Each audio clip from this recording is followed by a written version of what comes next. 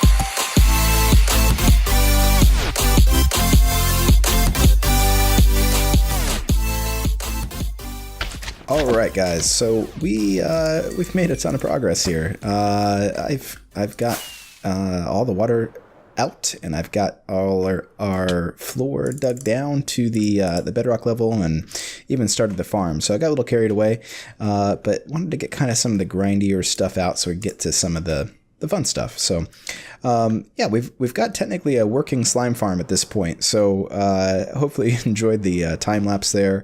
But technically this is a slime farm. Slimes spawn and they die, and yeah, that's that's good, but there's a lot more to it. So for example, we need to collect their items, and that's what this little platform here is going to be for. So we've got our minecart tracks running underneath. We're going to put hopper minecarts on these guys, and yeah, I've got them all lit up here. I went into crawl mode here to do that. So we'll get the rest of the tracks going up here, and then we'll have some hoppers and an unloading system, as well as some item elevators to shoot those up, and a platform up there for storage and AFKing and all that. So once I've got that in, at that point, I'm going to go ahead and build up the rest of the platforms, build the wall around this and all that. So if you don't know, we are building ilmango's slime farm.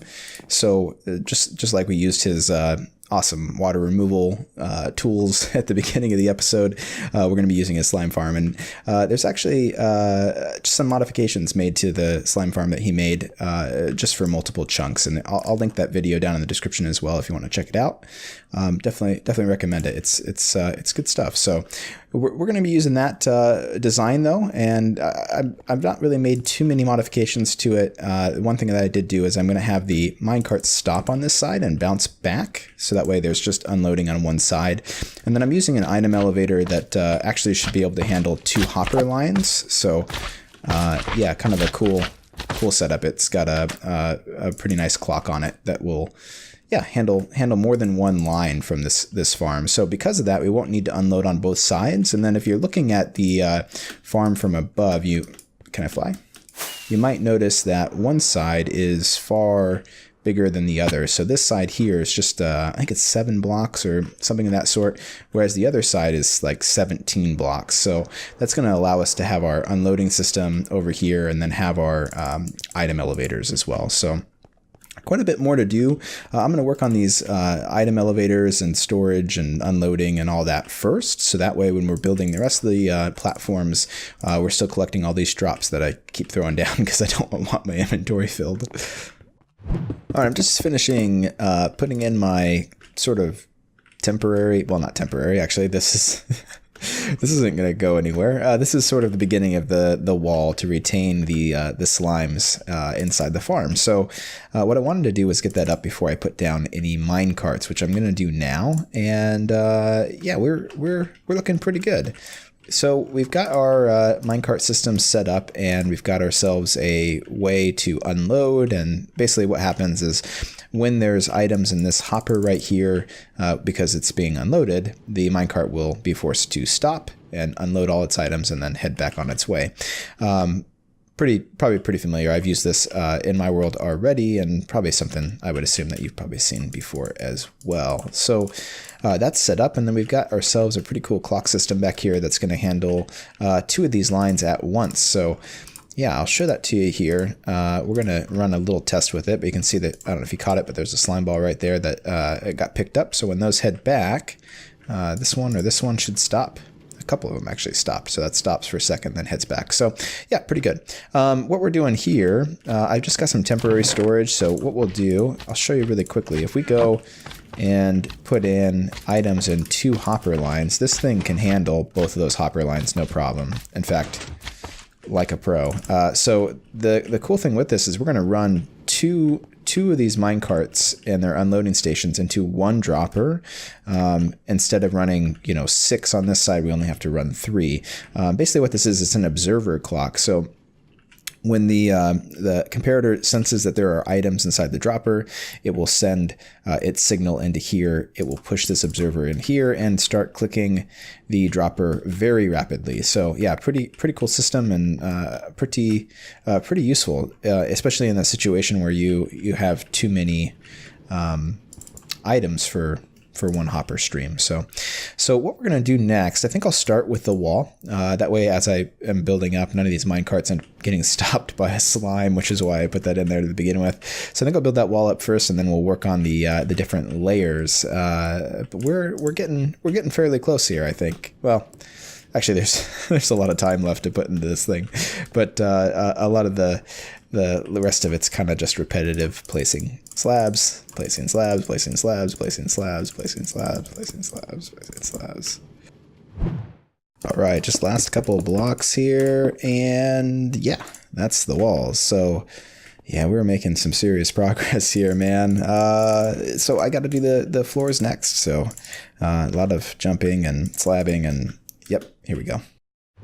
All right, so yeah, a lot of work done here, and man, oh man, there's a lot of slabs. So yep. So let's just take one quick look at it, and then I'm gonna throw the roof on it, and a lot of the look of it is gonna kind of be ruined because that's just sort of how it works. So yeah, I think it's at 10 platforms. 1, 2, 3, 4, 5, 6, 7, 8, 9 platforms. It feels like 10 platforms.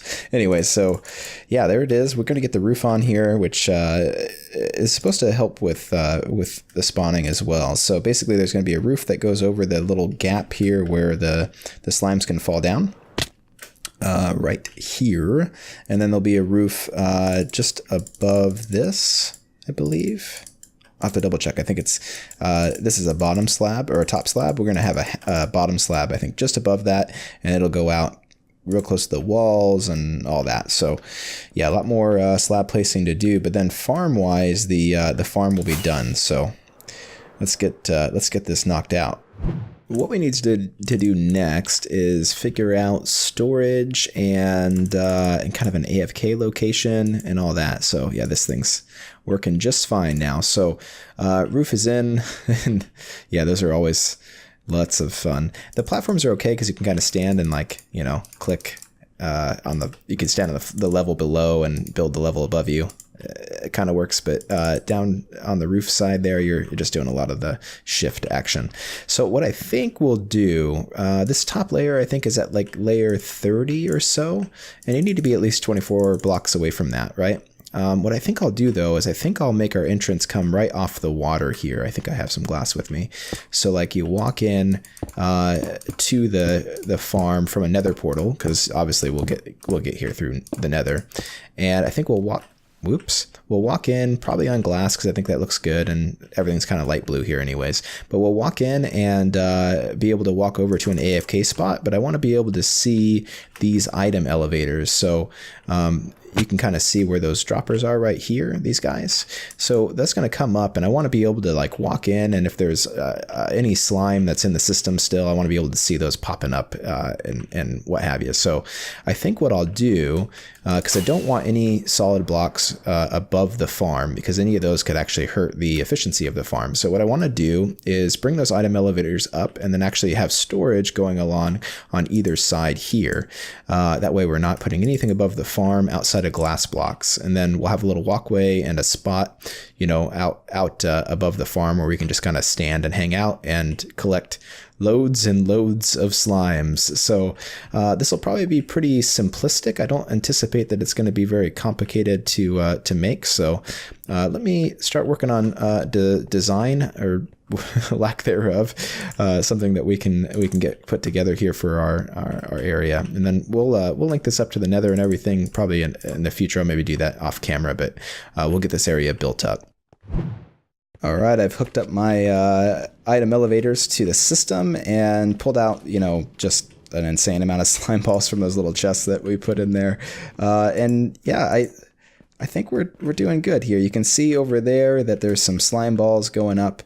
These little dropper circuits, man, they really produce some serious item elevation. Yeah, I wanted to see one go, but I'm not sure if we're gonna see it. So yeah, I think we're wrapped up though with this build. I have maybe a little bit of design work to do. As you can see up here, we have our AFK platform walkway kind of thing. And if you stand right here on these last 4 blocks, you'll be right in the middle of the farm and be able to kind of hang out. And if you want to, you can watch all the slime balls go up into what is potentially a pretty poor design decision to do like this aqueduct thing. I don't know. I've been playing a lot of Minecraft, guys. Too much Minecraft. I'm pretty sure I can do better than that, but that's kind of what I came up with, and in my head I thought this is going to be really cool. It could be like, item aqueducts. Yeah, it just sort of looks terrible. So I think what we'll do instead is in the end we'll design a little room for this, so that way we don't see this and we don't see the hoppers and stuff like that. And actually I need to put some droppers up on top of these hoppers to limit lag. But I think we should be seeing quite a bit of, I think I put these in here, that's not a good place for them. We should be seeing quite a bit of slime come through now, and I think our slime need is definitely solved at this point. So man, look at these things go.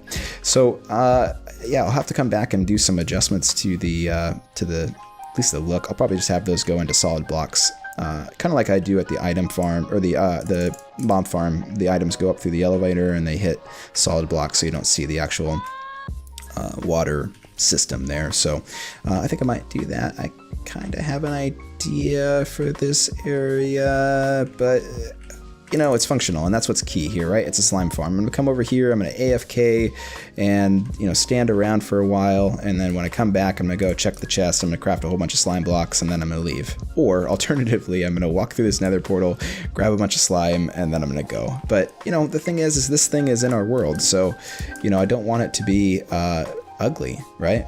So, and I'd say right now it's pretty ugly, so we'll have to do that. But you know what, guys? I'm running out of time.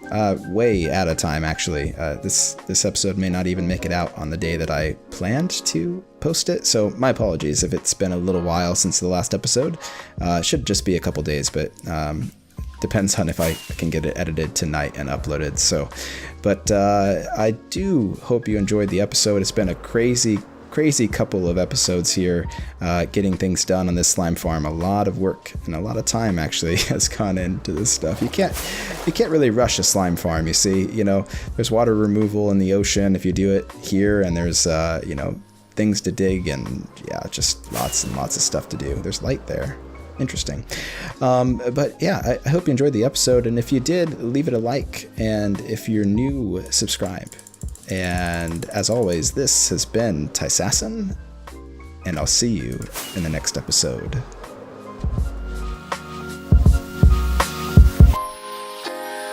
Meanwhile, across town, in this less than fashionable cubbyhole of the San Francisco Examiner, these editors are programming today's copy of the paper into that same Ohio computer.